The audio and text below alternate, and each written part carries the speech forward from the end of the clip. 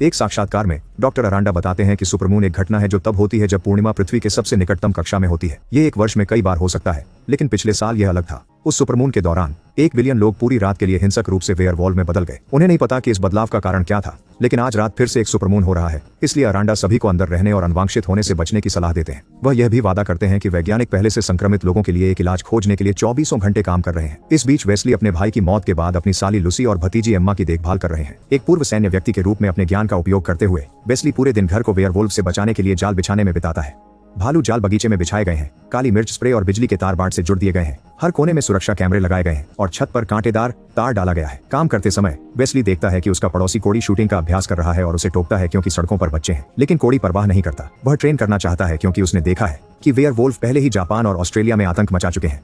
इसी समय एक और पड़ोसी जिसका नाम रेगन है कुछ कुकीज लेकर आता है ताकि एमा को खुश किया जा सके क्योंकि आज उसके पिता की मृत्यु की वर्षगांठ है। उसका धन्यवाद करने के लिए लूसी उसे कुछ अतिरिक्त बैटरियां और पेपर स्प्रे देती है। जब रेगन चली जाती है तो वेस्ली घोषणा करते हैं कि बाकी दिन के लिए घर को बंद रखा जाएगा और लूसी के साथ नियमों पर फिर से चर्चा करते हैं। उन्हें दरवाजा किसी के लिए भी नहीं खोलना चाहिए, कोई शोर नहीं करना चाहिए, कोई ध्यान आकर्षित नहीं करना चाहिए और गोली चलाने में संकोच नहीं करना चाहिए। चूंकि वेस्ली सीडीसी के लिए काम करते हैं, वे आज रात ड्यूटी पर हैं और एम्मा और लूसी से माफी मांगते हैं कि उन्हें छोड़ना होगा।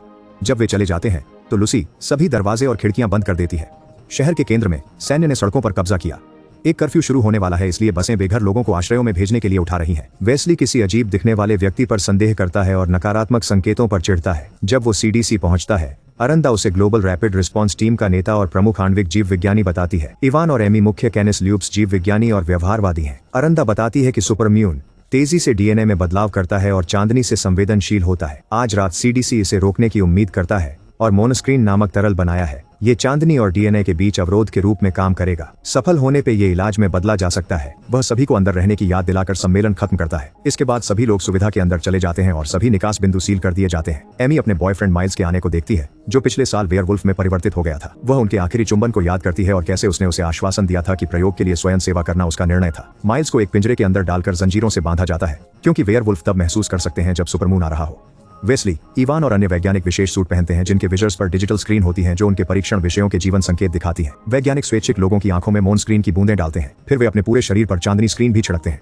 एक परीक्षण विषय को शक होने लगता है क्योंकि वह डर रही है, लेकिन उसकी चिंताओं को अनदेखा कर दिया जाता है। माइल्स उसे शांत करने की कोशिश करता है, जबकि अंतिम 2 स्वयंसेवक पहले से ही उत्तेजना में पागल हो रहे हैं। फिर छत को खोल दिया जाता है ताकि चांद की रोशनी अंदर आ सके, लेकिन कोई भी परीक्षण विषय परिवर्तन नहीं करता, जिसका मतलब है कि चांदनी स्क्रीन काम करती है। अरांडा तुरंत टीम को नमूने लेने का आदेश देता है ताकि इलाज पर काम शुरू किया जा सके। वेस्ली और अरांडा नमूनों को देखते हैं और नोटिस करते हैं कि उत्परिवर्तन कुछ प्रकार की प्रतिरक्षा रक्षा प्रणाली है। वे निष्कर्ष निकालते हैं कि सुपरमून एक निष्क्रिय रक्षा प्रतिक्रिया को ट्रिगर कर रहा है, लेकिन वे यह नहीं समझ पाते कि यह केवल पिछले साल ही सक्रिय क्यों हुआ। अचानक माइल्स का रूपांतरण शुरू हो जाता है, जिसका मतलब है कि चंद्र स्क्रीन का प्रभाव केवल 60 मिनट तक रहता है। इवान मशीन को धक्का देकर उसे फिर से स्प्रे करने की कोशिश करता है, लेकिन माइल्स बार्स के बीच से उसे पकड़ लेता है और इवान ठिठक जाता है। उसी समय अन्य परीक्षण विषय भी रूपांतरित होना शुरू हो जाते हैं। जब एमी अपने सहायक को छत बंद करने का आदेश देती है, माइल्स स्प्रे मशीन को धक्का देता है, जो एक पिंजरे और ढेर सारा उपकरण से टकरा जाती है। इससे शॉर्ट सर्किट होता है, जो बिजली को गड़बड़ कर देता है और छत पूरी तरह बंद होने से रोक देता है। परीक्षण विषय भयानक जानवरों में रूपांतरित होते रहते हैं, जबकि कई मशीनें विस्फोट होकर नुकसान फैलाने लगती हैं। अधिकांश वैज्ञानिक भागने लगते हैं, लेकिन एक विस्फोट से अरांडा का सूट क्षतिग्रस्त हो जाता है और उसका शरीर चांदनी के संपर्क में आ जाता है, इसलिए उसका डीएनए भी प्रतिक्रिया देने लगा है।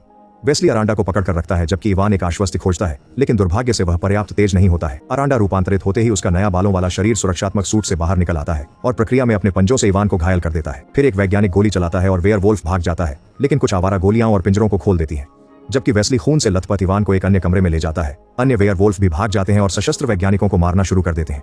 विस्फोट से उठ रहे धुएं और बिजली की विफलता के कारण कमरे में देखना मुश्किल हो जाता है, इसलिए एक एक करके वैज्ञानिकों को अंधेरे में पकड़ लिया जाता है। एक वेयरवुल्फ एक सशस्त्र आदमी को उठाता है और उसे खिड़की की तरफ फेंकता है ताकि वह टूट जाए और एक निकास बन जाए। गलियारों में बाकी स्टाफ बाहर निकलने की कोशिश कर रहा है, लेकिन जल्द ही वेयरवुल्फ वहां भी पहुंच जाते हैं और मारते हैं। गिरते हुए शरीर से डरी हुई एमी वेस्ले और इवान के साथ मिल जाती है। जब वे इन्फर्मरी के ताले से जूझ रहे होते हैं, एक वुल्फ वहां के पास एक और शरीर गिराता है और उनकी तरफ बढ़ने लगता है। सौभाग्य से वे समय पर दरवाजा खोल लेते हैं और इन्फर्मरी में दौड़ जाते हैं, इससे पहले कि एक सिपाही गोली चलाए और इस जानवर को मार डाले। फिर वेस्ले और एमी इवान के घाव का इलाज करने की कोशिश करते हैं, लेकिन बहुत देर हो चुकी होती है। उसने बहुत खून बहा दिया है और मर जाता है। एमी घबरा जाती है और माइल्स को खोजने की चाहत रखती है, लेकिन वेस्ले उसे रोकता है क्योंकि वह बताता है कि उसका बॉयफ्रेंड अब एक हिंसक दानव बन गया है और वह कुछ नहीं कर सकती। जब एमी कहती है कि उन्हें इन्फर्मरी में रहना चाहिए और मदद का इंतजार करना चाहिए, वेस्ले उसे सूचित करता है कि बाकी स्टाफ पहले ही निकाला जा चुका है और यह सिर्फ समय की बात है कि कब दूसरे वेयरवुल्फ दरवाजा तोड़ देंगे। शहर में वापस पड़ोस में हुआ वेलिंग सुनी जा सकती है और बिजली झपकती है क्योंकि बिजली खराब होने लगती है। रेगन अपनी मां को नहीं ढूंढ पा रही है, लेकिन कुछ अजीब आवाजें सुनती है। जिससे अनजान है कि रसोई में एक वेयरवुल्फ है। लूसी सुरक्षा कैमरों की जांच करती है और देखती है कि एक और जानवर सड़क पर दौड़ रहा है। वेयरवुल्फ बगीचे में एक पेड़ पर चढ़ता है और कोड़ी अपनी खिड़की से गोली चलाता है। वेयरवुल्फ खिड़की तोड़कर अंदर आने की कोशिश करता है और कोड़ी भी रूपांतरित होने लगता है। इस बीच एमी और वेस्ले सुविधा में सावधानी से छुपकर चलते हैं ताकि वेयरवुल्फ का सामना न करना पड़े। वे शस्त्रागार पहुंचते हैं जहां वे हथियार और सुरक्षा उपकरण लेकर तैयार होते हैं। वे अपनी आंखों में नाम स्क्रीन लगाते हैं और खुली त्वचा पर स्प्रे करते हैं और अपनी घड़ियों पर 60 मिनट सेट करते हैं। वेस्ले एमी से वादा लेता है कि अगर उनमें से कोई भी रूपांतरित होता है तो दूसरा गोली चला देगा। बाहर निकलते समय वे माइल्स से मिलते हैं। एमी लाइट बल्ब पर गोली चलाकर उसे विचलित करती है और दोनों भागने में सफल होते हैं। दोनों वेस्ले की गाड़ी में बैठते हैं और जितनी तेजी से हो सके वहां से निकल जाते हैं। वेस्ले लूसी से बात करता है और वह कैमरों पर देखी चीजें साझा करती है। तभी रीगन बाहर दिखाई देती है। वह लूसी से अंदर जाने की भीख मांगती है क्योंकि एक वेयरवुल्फ ने उसकी मां को मार दिया। लूसी मदद करना चाहती है पर वेस्ले उसे चेतावनी देता है कि दरवाजा खोलना जोखिम भरा है। बहस के दौरान एक वेयरवुल्फ रीगन पर हमला कर देता है और उसे मार डालता है। वेस्ले फोन में व्यस्त होने के कारण कार को बस में टकरा देता है। कॉल खत्म होते ही लूसी रीगन की चीखें सुनकर घबरा जाती है। हमला करने वाला वेयरवुल्फ कोड़ी होता है जो अपने शरीर को फेंस से धक्का देता है। लूसी उसे कैमरों पर देखती है और पेपर स्प्रे जारी कर देती है। गाड़ी में एमी और वेस्ली पहले ही बाहर निकलने लगते हैं जब आग उनके करीब पहुंचती है। वेस्ली को एहसास होता है कि वह अपना फोन गिरा चुका है लेकिन उसे वापस लाने का समय नहीं है और एमी को उसे खींच कर ले जाना पड़ता है। अब दोनों को पैदल चलना है और जब वे कुछ वेयरवुल्व्स को गाड़ियां तोड़ते हुए देखते हैं तो उन्हें छुपा रहना होता है। वे सावधानी से कुछ पार्क की हुई गाड़ियों के पीछे से आगे बढ़ते हैं लेकिन दुर्भाग्य से सड़क के दूसरी ओर अधिक जीव आ जाते हैं और अब दोनों घिरे हुए होते हैं। बचने के लिए वे एक गाड़ी के नीचे छुप जाते हैं और चुपचाप रहने की कोशिश करते हैं जबकि भेड़िए चीजें तोड़ते रहते हैं।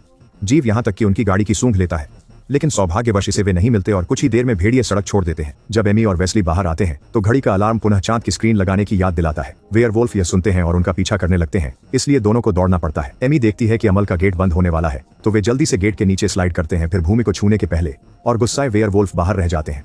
वहाँ एक बच्चा है जो उनसे कहता है कि उसका पीछा करें और जैसे ही वे करते हैं उन्होंने देखा कि कई लोग विभिन्न स्टोर गेट्स के पीछे बंद हैं। वेस्ली महसूस करता है कि यह बाजार उन सुरंगों के साथ है जो उन्हें सुरक्षित रूप से शहर पार करने की अनुमति दे सकती है। अचानक एक ब्लेड एमी की गर्दन पर आता है और यहाँ रहने वाले नकाबपोश लोग धमकी देते हैं कि हमला करेंगे। वेस्ली परिवार तक पहुँचने की चाह में बताता है, इसलिए समूह सुरंग के मार्गदर्शन को सहमत होता है। लूसी कैमरों की जांच कर पाती है कि कोडी वेयरवुल्फ को बुला रहा है। कुछ मिनटों बाद एमी और वेस्ली सुरंग पार कर लेते हैं लेकिन बाहर निकलने से पहले पीछे एक वेयरवुल्फ आ जाता है। दोनों आग खोलने की कोशिश करते हैं। वेयरवुल्फ वेस्ली पर हमला करता है और उसे उठाकर फेंकने लगता है। वेस्ली धातु पाइप का उपयोग करके वेयरवुल्फ को मार देता है जो वेस्ली पर खून उगलता है और मर जाता है। अब वो बाहर निकल सकते हैं और दरवाजे तक पहुंच सकते हैं लेकिन पहले उन्हें चांद क्रीम फिर से लगानी होगी। दुर्भाग्यवश तरल बहुत गर्म हो गया है जिसका अब असर नहीं होता। पास में दुकान देख वे खुद को तारप से ढककर अंदर भागते हैं। दरवाजा तोड़ते ही अलार्म बजने लगता है। एमी दौड़कर उसे नष्ट कर देती है ताकि वेयरवुल्व्स को पता न चले। वेस्ली चाय क्रीम फ्रिज में रखता है और उन्हें इंतजार करना होगा। कुछ मिनट बाद वेस्ली को अजीब आवाज सुनाई देती है। वह उसका पीछा करता है और एक बच्चे को देखता है जो अब बिल्ली खा रहा है। वह बच्चे को गोली नहीं मार पाता लेकिन एमी तेजी से उसे बेहोश कर देती है। शहर में जानवर लूसी के घर में आधे कैमरे नष्ट कर देते हैं। फिर वे अपनी बड़ी देह फेंस के खिलाफ धक्का देने लगते हैं ताकि इलेक्ट्रिक ट्रैप को सक्रिय किया जा सके जिससे घर की लाइट्स खराब हो जाती हैं।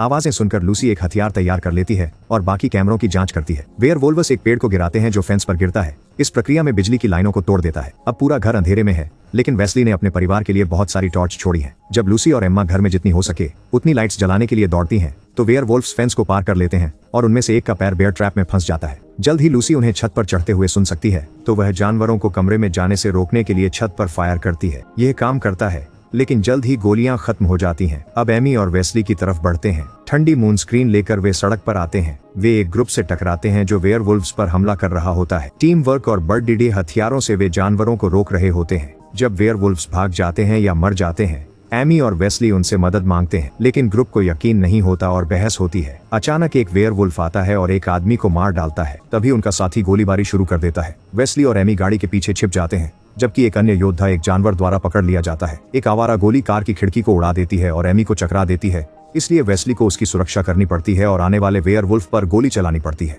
एक बड़ा वेयरवुल्फ छत से कूदकर बीच सड़क में आता है। एक ट्रक में आदमी गोली चलाना शुरू करता है लेकिन भेड़िया एक मानव शरीर को ढाल की तरह उपयोग कर उसे ट्रक से फेंक देता है। जैसे ही आदमी वाहन के नीचे घसीटकर खा लिया जाता है एमी समझती है कि भेड़िया घेरने की योजना बना रहे हैं तो उन्हें वहां से भागना होगा। एक सिद्धांत को परखने के लिए एमी ध्यान भटकाने के लिए तैयार होती है। वह बाहर आकर चिल्लाती है और भेड़ियों का ध्यान खींचती है। बड़ा भेड़िया उसे सूंघता है और पेट में मारता है लेकिन जान नहीं लेता। वह चीखती है और भेड़िया गरजता है जिससे वेस्ली को ट्रक पर चढ़कर फायरिंग करने का समय मिलता है। बड़ी मुश्किल से वह बड़े भेदिये को नीचे गिरा देता है और बाकी जानवर डरकर भाग जाते हैं। फिर वेस्ली ड्राइवर सीट पर कूदता है और एमी को साथ आने को कहता है लेकिन जैसे ही वह पास आती है एक बालों वाला हाथ उसे खींच लेता है। वेस्ली टूटे दिल से देखता है पर उसे एहसास होता है कि बचाने का समय नहीं है। वह अपराधी महसूस करता है, इसलिए गाड़ी चला देता है। इस बीच लूसी वेयरवुल्फ पर छत के माध्यम से गोली चलाती है और एम्मा को छिपे रहने के लिए कहती है। एक वेयरवुल्फ लिविंग रूम के ऊपर पहुंचता है तो लूसी फिर से गोली चलाती है और छत में एक बड़ा छेद कर देती है, जिससे चांदनी अंदर आ जाती है। भेड़िया मुख्य दरवाजे की ओर जाता है और हिलाता है तो लूसी उस पर गोली चलाती है, छेद करती है जब तक कि गोलियां खत्म न हो जाए। हताश होकर लूसी चाकू और एम्मा के लिए स्प्रे लेती है। उसी क्षण एक वेयरवुल्फ खिड़की तोड़कर अंदर आता है, इसलिए एम्मा और लूसी शयन कक्ष में छुपने दौड़ती हैं। वेयरवुल्फ सूंघकर उन्हें खोजने वाला होता है। बाहर शोर सुनकर वह लौट आता है। वेस्ली गाड़ी का हॉर्न बजा रहा होता है। 4 जानवर सड़क रोक रहे हैं। वह ट्रक में तेजी से आगे बढ़ता है और बारिश में एक एक करके भेड़ियों को कुचलता है। आखिरी जीव ट्रक पर कूदकर रोकने की कोशिश करता है। वेस्ली कोड़ी के गैरेज में ट्रक ठोंक देता है। शयन कक्ष में लूसी और एम्मा सोचती हैं कि सब खत्म हो गया, लेकिन एक वेयरवुल्फ दीवार तोड़ देता है। दोनों दौड़ते हैं। लूसी ने एम्मा को अलमारी में धकेला, खुद चाकू लेकर दरवाजे के पीछे छिप गई। एक भेड़िया एम्मा को ढूंढता और लकड़ी का दरवाजा तोड़ता है। एम्मा स्प्रे का उपयोग करके डराती है। इसी समय एक और जानवर कमरे में आता है। लूसी मौके का इंतजार करती है उस पर कूदने के लिए, लेकिन भेड़िया उसे आसानी से ड्रेसर के ऊपर फेंक देता है। फिर एम्मा उसके पीछे आकर गिरी हुई छुरी से उसे घायल कर देती है, जिससे लूसी को कुल्हाड़ी खोजने और उसे मारने का मौका मिल जाता है। कुछ सेकंड बाद वेस्ली घर में आता है और अपने परिवार से मिलता है। यह सुनिश्चित करने के बाद कि वे ठीक हैं, वह उन्हें छुपने के लिए कहता है, क्योंकि वे गैरेज से आने वाले भेड़िए की आवाज सुन सकते हैं। सूरज उगने में केवल 15 मिनट बचे हैं और उनके पास गोलियां नहीं है, इसलिए उसके पास केवल एक बेहद पागलपन भरी चीज करने का विकल्प बचता है। वेस्ली अपने परिवार को अलविदा कहता है और लूसी को 15 मिनट के अलार्म वाली घड़ी देता है। जब वह बाहर कदम रखता है, कोडी वेयरवुल्फ उसका इंतजार कर रहा होता है। वह सीधे चांद की ओर देखता है और जल्द ही वह भी परिवर्तित होने लगता है, जो एक बलिदान है जो यह सिद्ध करता है कि वह अपने प्रियजनों की रक्षा करने के लिए कितना चाहता है। कुछ गर्जनाओं के बाद कोडी और वेस्ली लड़ाई शुरू करते हैं। भेड़िए के रूप में भी वेस्ली का सैन्य अनुभव सामने आता है और वह आसानी से कोडी को मात देता है। कुछ ही चालों में वेस्ली अपने नंगे पंजों से दुश्मन का सिर काट देता है। लूसी यह सब दीवार में छेद से देखती है और डर जाती है, इसलिए वह एम्मा को अलमारी में छिपाने के लिए दौड़ती है। उसी क्षण वह जमीन पर एक गोली देखती है और अपनी हथियार तैयार करती है, इससे पहले कि वह वेस्ली से अपनी परिवार को याद करने के लिए विनती करे। उसके शब्द उसे एक सील बंद दरवाजे को फाड़ने से रोकने के लिए पर्याप्त नहीं होते हैं, इसलिए लूसी अगली बार उसे उसके भाई की तस्वीर दिखाती है। वेस्ली गुस्से में गरजता है और लूसी गिर जाती है। अब लूसी के पास कोई विकल्प नहीं है और वह गोली चलाने की तैयारी करती है। अचानक अलार्म बज उठता है। वेस्ली के शब्दों को याद करके लूसी खिड़की पर गोली चला देती है। सूर्य की रोशनी अंदर आने से वेस्ली फिर से इंसान बन जाता है। सदस्यता लें और सूचनाएं चालू करें ताकि आप और वीडियो देख सकें। देखने के लिए धन्यवाद।